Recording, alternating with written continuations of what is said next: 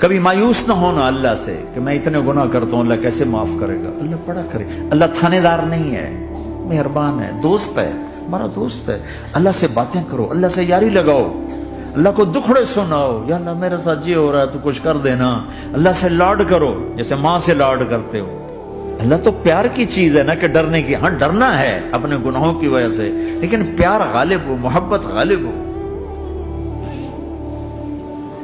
وہ نہیں تھا چرواہا موسیٰ علیہ السلام نے سنا، کہہ رہا اللہ سیاں تو آویں آ تیری جوواں کڈاں، تین تیل لاواں، تین کنگھی کراں، تین روٹی کھواواں، تین دودھ پیواواں.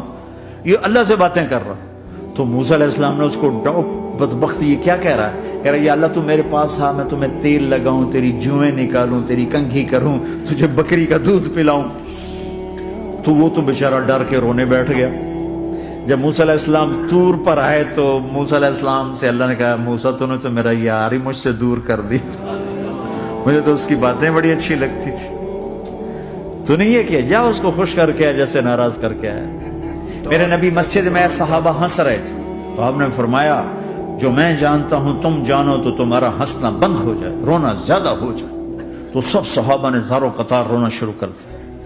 آپ یہ کہہ کر واپس مڑے، دروازے تک نہیں پہنچے تھے کہ جبریل آ گئے کہ میرے محبوب تو نے میرے بندوں کو اتنا زیادہ ڈرا دیا مجھ سے، جا واپس جا، جیسے رولایا ہے ایسے ہی ہنسا کے آ. اللہ پاک تو ہمارے مالک خالق، ہمارے مہربان ہیں.